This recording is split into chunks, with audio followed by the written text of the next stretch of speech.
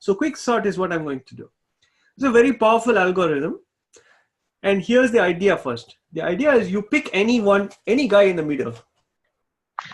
Okay, just pick like we did before for search. You pick an item in the middle. Then you make two lists. Let's call it the left list and the right list. Right?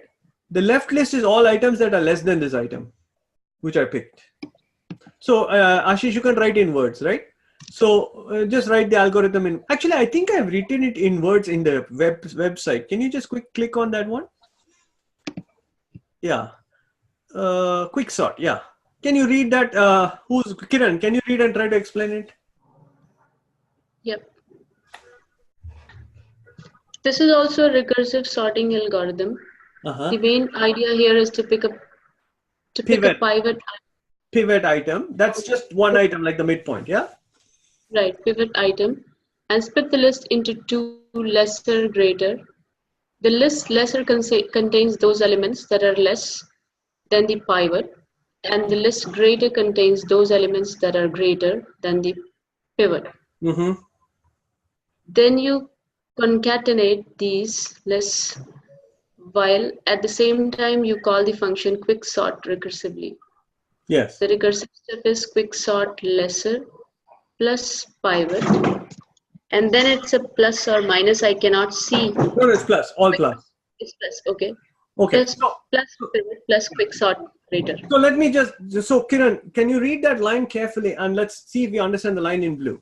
That's the algorithm basically. So what's the idea? So we're writing this function called QuickSort. Okay, I will try to explain. Okay, we're writing this function called QuickSort. I will pick a pivot element, some element in the middle. Doesn't matter really. Just pick one element. Okay. Okay. Then I'm going to find all the elements that are less than this element. I put it in a list called lesser than. Okay. And because it's lesser, it has to go to the left of my pivot. I'm sorting ascending. Right? Suppose my pivot element is 10. I pick all the elements that are less than 10. And I put it into this list called lesser than 10. They're not sorted, by the way. They just happen to be all less than 10. Okay. But to sort them, I call QuickSort again on the smaller list. On the left-hand side. Right? And same thing, all the elements that are bigger than my pivot element, I call them, put them in a list called greater than. And I call QuickSort on that. But it has to go to the right of my pivot. And I join these three lists together. Will it sort my list? Who can see whether it can sort or it cannot sort? Sounds magical, right? Yep. Vanshika, you want to try to explain, will it sort the list or not? Yes, it will sort the list because every time we are, taking out the values which are lesser than 10, suppose, then we are shifting it to a list which is actually getting smaller. So every time the, I mean, I can't really explain, but yeah, I do understand how it works. Well, Ashish, okay, what do you think? Yeah, this is going to work because for other thing we're doing it recursively and we're splitting the list in between. Yes. So smaller is going on right, left, and lesser is going on the right. So again, when you call the QuickSort, it's going to be let's see, calling on the left side of the list. It's going to be dividing again into two, and you keep sorting in recursively. So it's going to end up doing the same, But tell me, this is not magical compared to what we did before. Oh, it is more than magic. Yeah. So let's go back to our code. And when you write the code, you're going to see how beautiful the code is going to look now. Okay. So, but before we write code, let's follow our habit of always making a small example and just typing it out, right? Just copy from the other example above, maybe from the bubble sort, or did we take out that code already? Yeah, just take a small example and just do it by hand. Let's do it by hand. Does everybody like this idea of doing it by hand, even though it's a little manual? Yeah. Yep, it's very useful. Yeah, that's the way we can see it, right? Because if you just theoretically do it, it's no good. Okay, so pick a pivot element, pick the midpoint. So midpoint, we know how to calculate already. Yeah, it's 7. So get all the elements that are less than 7. and they don't have to be sorted. Just pick them up in whatever order. No, pick them up in, yeah, greater than 7 is on the right. That's only 9. Write it like a list, Ashish. So you put a bracket around 9. Yeah. Yeah. And the left side is 3. Whatever order they appear, you pick them up. Yeah.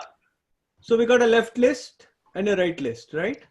We satisfy the criteria that everything on the left is left. And now just we're going to join them. So just write them in the order. Pivot, left plus pivot plus right.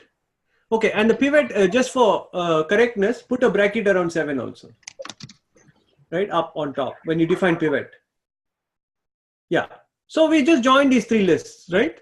Are we done? No, we are not done, because you have to put the QuickSort around the left side. Put, yeah, right. You can write QS if you want. Yeah, QuickSort. Yeah, QS bracket left. Yeah. And then QS bracket on the right. Yeah. Beautiful, right? And just take off the equal. Yeah, so now we're going to repeat this. So what will QS on the left do? We'll do one. It will now pick up the mid element again. Exactly. So it'll take 5. Pivot midpoint. Yeah, pivot equals 5. And what is left? And then push 1 and 3 left. Yeah. And then the right is blank, right? Nothing is there.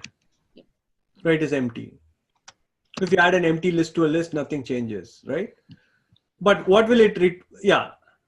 And then it has to do one more step. This we don't have to write. You can see that if I take the left list, if I pick any pivot item, it will automatically sort the list, right? You want to just do it on, do QuickSort on the left here, just to make sure.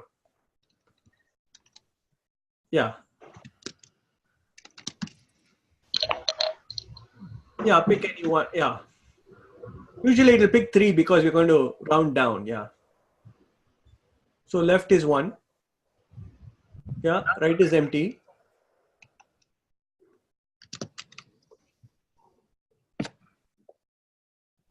Yeah. And then you should really write, just copy that line from the top, Ashish, QS left plus pivot plus QS right. Yeah. Just copy that line. Yeah. Put it also below. Yeah. So now it's an important thing, right? When the list becomes empty or the list has one element, we should not call QS anymore. That's the terminating condition. In a recursive thing, you must have a terminating condition. So here we have hit the terminating condition on the left and the right. So no more QS. You just return left and right. So take off the QS here. Right? QS will basically just return left and return right. And the recursion will stop here. So what will come back from this? What is left plus pivot plus right? What is the return? Left is 1. 1 and 3. 1 plus 1 3. comma 3. 1 comma 3. Hey, yeah. Sorry, Vijay, I'm just jumping in between. Sure, no problem. So I was going to like the first one when we did, when we were looking into the second iteration, QS left, when the element was 3, 5, 1. Yes. We got pivot as a 5, our left was 3 and 3, 1. Yes. Right was empty. Yes. Now, when right was empty, yeah, I'm just wondering, like, what is going to happen on the QS right? It just just write it. Let's finish off left but write it below so we look at it. QS right. Actually, you can put it on top of the left so we can finish it off. Just put it up. Yeah. QS right. Put it above the left. Yeah. QS right is actually going to terminate because right is empty. So it's just going to return an empty string, empty list. Okay. Got it. That's the termination. Termination condition says if just put bracket. Yeah, bracket. Yeah, that's it. Right? The terminating condition says if QuickSort is applied on an empty list, do not recurse anymore, just return the empty list. Okay. If QuickSort is applied on a list of length 1, do not recurse anymore, just return the list. So we handle the odd and the even case. If you end up with an empty list, just return empty. If you end up with one element list, just return it. There's nothing to do. Sounds right. So does everybody see that QS on the right will return a blank list? QS on the left will return 1, 1, 3. Pivot is 5. So what will come out of this? 1, 3, 5. Yeah. 1, 3, 5. Right? And a blank list on the right, but we don't need to show it. Put a square bracket around it. Yeah. And similarly, this is the left-hand side, the right-hand side. So whatever, you see how this recursion is going to work, right? You should play with this a little bit. So now let's write the code. We see this. So let's write the code. Does everybody see that this will sort the list, kind of? Oh, what about the rest of the list? Yeah. You have to do the whole, write it on paper. Okay. We lost some numbers. Huh? We lost some numbers. No, because we went down one branch. Okay, scroll up. We took a pivot of 7. The right-hand side is 9, right? And the pivot. Okay, so come back up. We can finish it. QS left. Ashish, where on the right here, you see QS left. Put 1, 3, 5 below it, no? Above. Bracket 1, 3, 5. Plus bracket 7 plus 9. Cassandra, do you see that's the sorted list? Oh, yes, that one, yes. So we can still have that. Okay. So it will work. The idea with the recursion is you must go down all the way to the bottom, then bubble back up. Okay. When you bubble back up, you get the answer. But honestly, it's a little bit like magic, isn't it? We picked a pivot element, we took everybody who's less than and everybody who's greater than, and just call it QuickSort on it again recursively. If you set it up correctly, it should just work.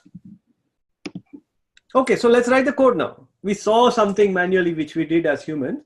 Let's write the code. So first, how do you pick the pivot element? Actually, there's one condition. I will write it just for completeness, okay? It's not important, but I guess it's an optimization thing. If the list is of length less than 2, if the list is of length 1 or empty, what can we do? We can just return the list, right?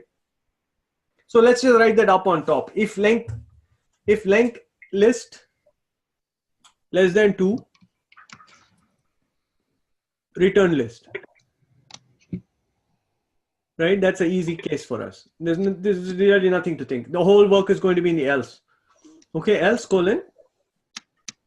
Now, we will find the pivot element or the middle element. If you want to call it middle, it's easier. You can call it middle.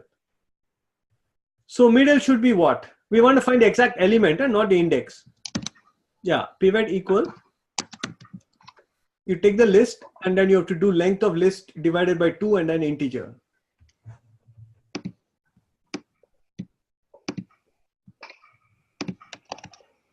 Beautiful. And then you have to use this as an index on your list. Get the element, not the location. Okay, list bracket pivot you can do if you want. Do it in one line, yeah. Yeah, square bracket.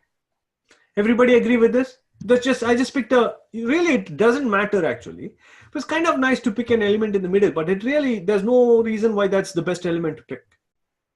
You could have picked anything. Okay, so we picked one. Now how will we get all the elements that are, so right, left equals, you're going to find this code amazing. Okay, left equals, okay, first let's create a list of all elements. So who's going to tell me how I'll create all the elements in the list which are less than pivot?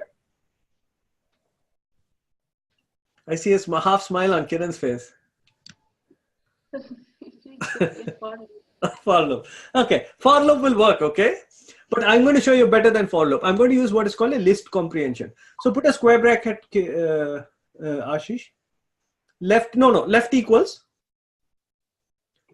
Put a square bracket and we'll say X for X. Sorry, it's for X in LST. So I'm going to take all the elements in LST. Okay. And then I say if X less than pivot. Okay. So this is the condition that all the X's. So for X in LST, we'll pull out all the X's. If it's less than pivot, I'm interested in it. If it's less than pivot, I'm going to return X. So you have to put an X in the beginning of your after the left-hand bracket. Yeah. Yeah. X. After the bracket. No, after the bracket. That's the only confusing thing. Whatever is being returned should be put there. Can everybody read it and see if it makes sense? Ask me a question. But you have, yeah. You have given this kind of syntax earlier also. Yes, I have. It is called list comprehension. I use it here because you can write everything in one line, and I want to show you how it's easy to read the code when it's written like this, right? But the way to read the list comprehension is you read the for part first. The for part tells me what all are going to be produced by the inner part of the list comprehension. The if condition is a filter, right? It's only going to return those guys that match the filter. So you can put any kind of filter in a list comprehension. And then on the left-hand side of the for, I can put any function of x. I can return x or x squared or x cubed or any function I can apply to x, I can apply to x. Transformation is possible. Okay. Kiran, you can make some comparisons here with SQL. Right? This is like select x from table if or where. The filter is the where condition here. Okay, okay. Okay, and the for is like the select star from. Okay. And the star is the x basically. So if I don't want to return star, I can put a function on star if I wanted to. Okay, so there's a very strong parallel here between what is being done here and SQL actually. It turns out the SQL is a little weaker than this. I can express much more in this world. But you can draw the parallel and see. Okay. So for others, SQL is used to query data. You might have used some database. Any of you have worked with databases before? Yeah, yeah. Okay, Ashish has. Okay, yeah. So anyway, we'll talk about SQL another time. But I just wanted to call to attention. I know Kiran works with databases, so I want to just raise this idea. Okay, so we got it, but now we're not done. We have to call QuickSort on this. So just put QuickSort around this.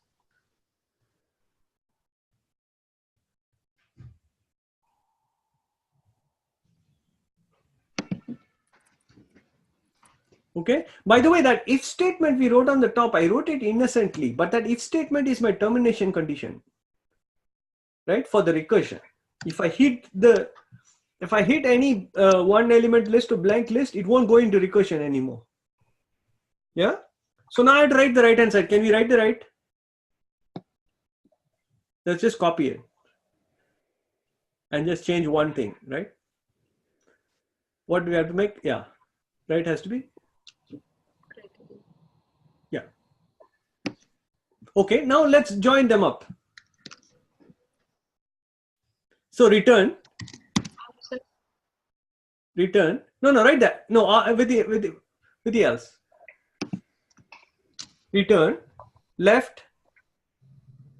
Look at the code, how cool it's going to look. Left plus pivot plus right. What do you think? Sensible? Now we're going to stare at this, right? This is the power of beautiful code. I have to spend 2 minutes look at this code. Is it going to work, Cassandra? Yes. Is it going to work?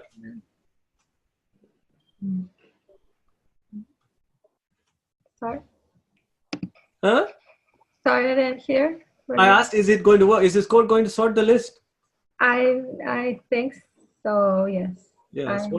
What I wanted to show all of you is look at this, right? When the idea is clean, it's so hard to make mistakes in this code, right? There's no play. It's not easy to, okay, maybe I'm overselling it, but I feel sometimes when I see code like this, it's very hard to make mistakes. There's no indexes, there's no divide by, there's one division by 2, but there's not a whole lot. And even the correctness of the code doesn't depend on my choice of pivot item. So even if I mess that up. So there's something very beautiful about these kind of algorithms. It also turns out, you can see each time I'm cutting the list down by a huge factor, right? Each time I pick a pivot, the list is getting smaller. Suppose the pivot was right in the middle, it's getting half, right? So this will not be a quadratic algorithm. This will be a logarithmic algorithm. It actually turns out to be n log n, I think. Yeah. So anyway, but let's run it. Let's see. Is it going to work? Ashish, it's your job to run it. Put it in main and run it. Let's see. Or you can run a test. Run it in main. Let's see what happens. Pass it the same list as you gave bubble sort.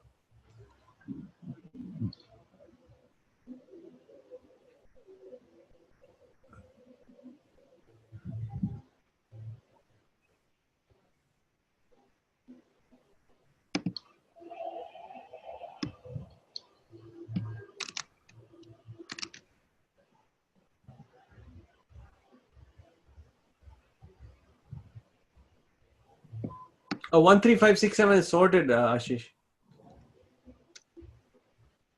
The 11, 13. Put some.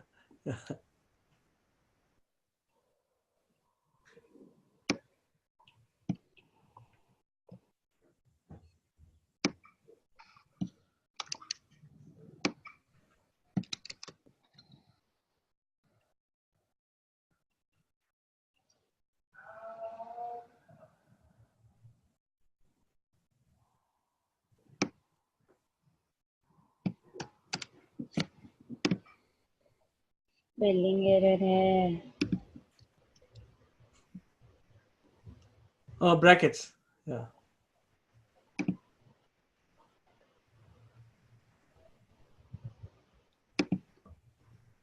It's not an S, is it? Yeah.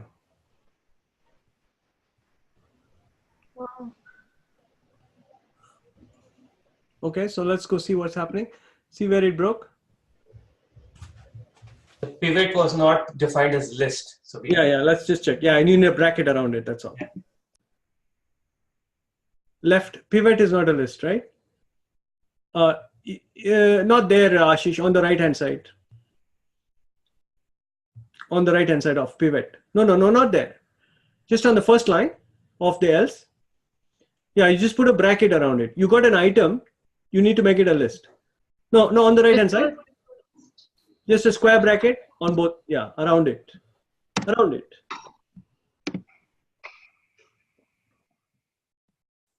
Yeah, that's it.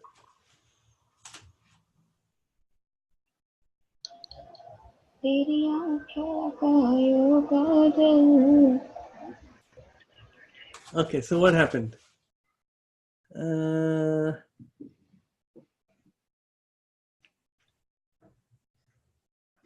Unordered. QuickSort. Okay. There's something interesting we have to do here. Sorry. Go back. I'll tell you quickly. Go back, Ashish. Just quickly. Leave the pivot as an element first. Leave the pivot as an element there. And in the last line, when we merge it, make it into a list.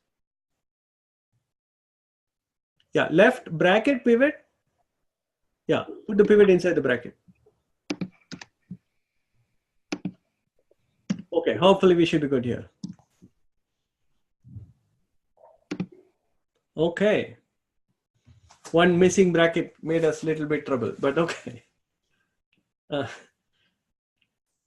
So let's pause. What's the take? What's Kiran? What did you feel with this code? This really looks like a magic, DJ. So I want Ashish to please copy paste this code to me because it was like it's very small code for a big task that we just did. Yes, it is like magic. Yeah, I can put it in chat, Ashish. Actually, just put it in the chat of the session. Yeah. Yeah, then everybody can have it, right? Yes. Anyone, Vanshika, what do you think? I think it's hello. Yes. Yeah, I think it's very powerful. This thing would have taken lots of lines to write if we did not use recursion. But, yes. That was the whole idea, right? To show you that sometimes when we use recursion, because basically once we figure out how to break the problem into a smaller problem, it's like a divide and conquer strategy, right? Make it smaller and just keep repeating. As long as we know when to stop, we're done, right? So these algorithms have a very, for me at least, they have a tremendous beauty, right? They're compact, they are efficient because they cut it down by half each time. And so, of course, if I had to say these are like pearls of programming, right? Like poetry of programming, the small programs, we should enjoy them, we should write them, we should play with them, right? And I promise all of you, first time you see it, you should not feel like it's completely natural, okay? It's all right. I remember the first time I saw something like this, I was like, come on, in 3 lines, you're sorting a list. Like, what is this? Right? I mean, I thought bubble sort was cool because but it was multiple loops and all that stuff. But here it's like nothing is happening. I just find everybody who's less than some guy and then repeat it and then it's done.